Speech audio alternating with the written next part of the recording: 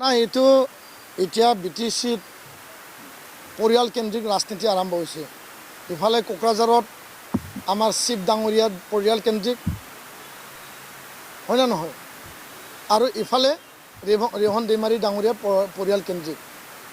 সমস্ত ক্ষমতা তাকে লাগে পৃথিৱীত, আৰু সি কাকো দিব নিবিচাৰে। আৰু দৰিদ্ৰ দুখীয়া ৰাইজৰ কথা সি কেতিয়াও চিন্তা নকৰে।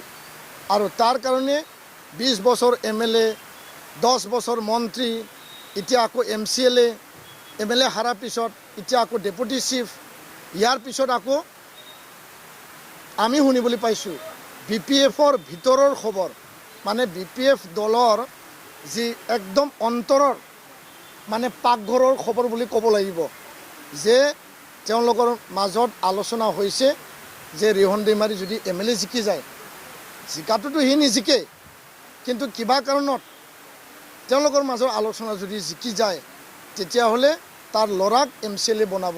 এইটো BPF দলৰ পাকঘৰৰ খবৰ, যে তেওঁলোকেও ভাল পোৱা নাই।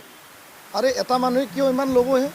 এই কথাটো BPF দলৰ নেতা কৰ্মীয়ে কৈছে, আৰু তেওঁলোকে কৈছে যে BPF BJP এলায়েন্স আছে, BPF নিজৰ কেণ্ডিডেট আছে, আমি দলৰ হৈ কৰিম, কিন্তু ভোট কিন্তু আমি দীপেন বড়োকে দিম, নতুন মানুহক দিম, ভাল মানুহক দিম, তেওঁ কিবা এটা কৰিম বুলি আহিছে, তাৰ কাৰণে আমি ভোট দিম বুলি সকলো মানুহ ভোটাৰ ৰাইজে সেই কথাটো কৈছে।